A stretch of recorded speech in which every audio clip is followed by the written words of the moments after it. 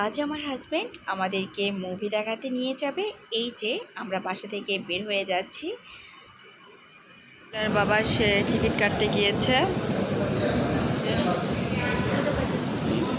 হচ্ছে রোদেলামণি, সে তুফান দেখবে, তুফানের জন্য আসছে।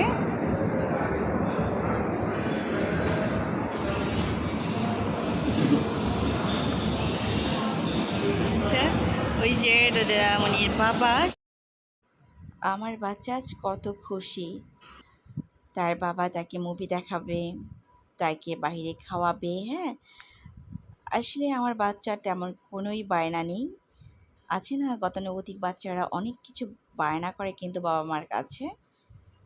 তো সেক্ষেত্রে মাশাআল্লাহ আলহামদুলিল্লাহ আমার বাচ্চার তেমন কোনোই বায়না নেই। তাকে মাঝে মাঝে এরকম একটু বের করলেই সে মহা খুশি হয়ে যায়। আসলে আমরা তিনজনই এমন, আমাদের চাহিদাটা এতটাই কম, কোনো কিছুতে আসলে আমাদের এজন্য হতাশ করে না।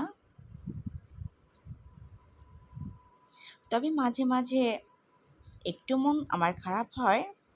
তারপরেও যখন চারিদিকের মানুষজনকে দেখি যারা আমার থেকেও মানে খারাপ অবস্থায় আছে, তখন কিন্তু আমি আলহামদুলিল্লাহ বলি। ভীষণভাবে খুশি হয়ে যাই আসলে তখন।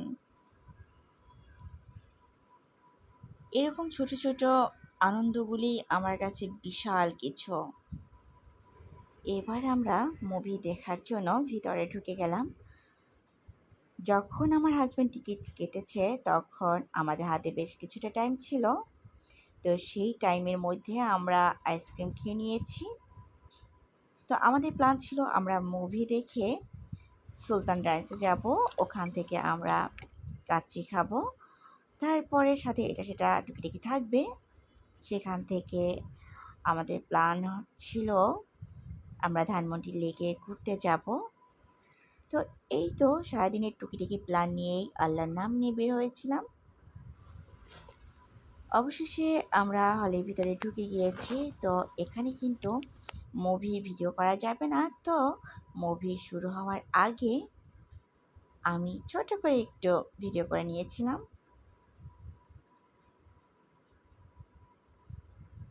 এই ওয়াশরুমের এখানটায় আমার কাছে না বেশ পরিষ্কার পরিচ্ছন্ন মনে হয়েছে, একদম নিট অ্যান্ড ক্লিন, বেশ ভালো লেগেছে আমার। তো একটু ফ্রেশ হয়ে আমরা আবার ভিতরে যাচ্ছি, যেহেতু আমরা বিরতির টাইমে বের হয়েছিলাম। অবশেষে আমাদের মুভি দেখা কমপ্লিট। তারপরে আমি এই শপটায় চলে আসছি, যেহেতু এখান থেকে আমি কিছুদিন আগে একটা ব্যাগ নিয়েছিলাম, ব্যাগটা বেশ ভালো ছিল। তো এখান থেকে আচার নিয়েছি, তারপরে আমার নামাজের জন্য একটা হিজাবের মতো একদম বড়, জানি না সেটাকে সঠিকভাবে কি বলে, তো সেটা নিয়েছি, ব্যাগ নিয়েছি। হ্যাঁ, টুকিটাকি নিয়ে ওখান থেকে আমরা সুলতানস ডাইনে চলে আসলাম। তো আমার হাজবেন্ড সে আমাদেরকে সার্ভ করে দিচ্ছে।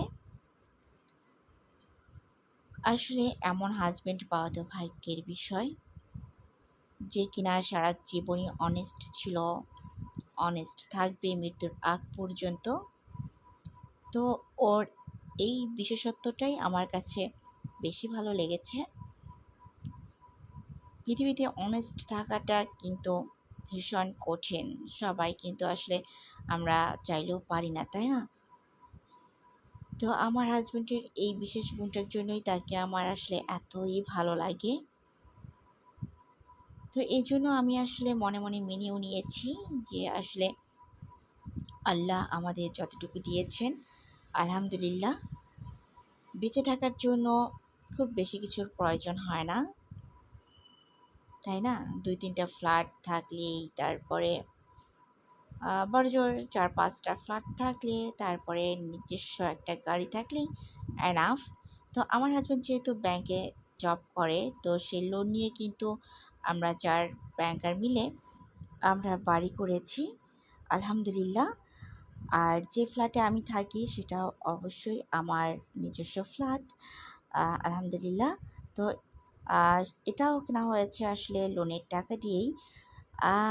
তো সবাই আসলে জেনে থাকবেন যে একটা ভালো স্যালারির জব করলেও যখন লোনটা নেওয়া হয় তখন কিন্তু স্যালারি থেকে অনেক টাকাই আসলে চলে যায়, মানে প্রতি মাসে কেটে রেখে দেয় আর লোন কমপ্লিট করার জন্য।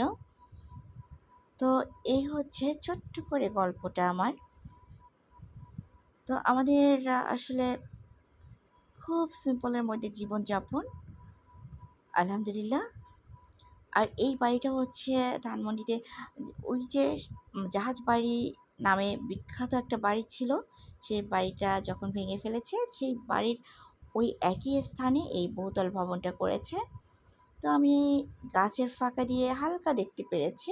তো সেটাই আসলে একটু শ্যুট করে নিয়েছি। আসলে এই ধানমন্ডি লেকে এত, এত অক্সিজেন, মানে হাজার ধরনের গাছ আছে এখানে, আর পাখির তো কলরব আছেই। আমার ভীষণ ভালো লেগেছে। তো সেটাও আমি শ্যুট করেছিলাম। আমি নেক্সট ভ্লগে সেটাও আসলে অ্যাড করে দিব।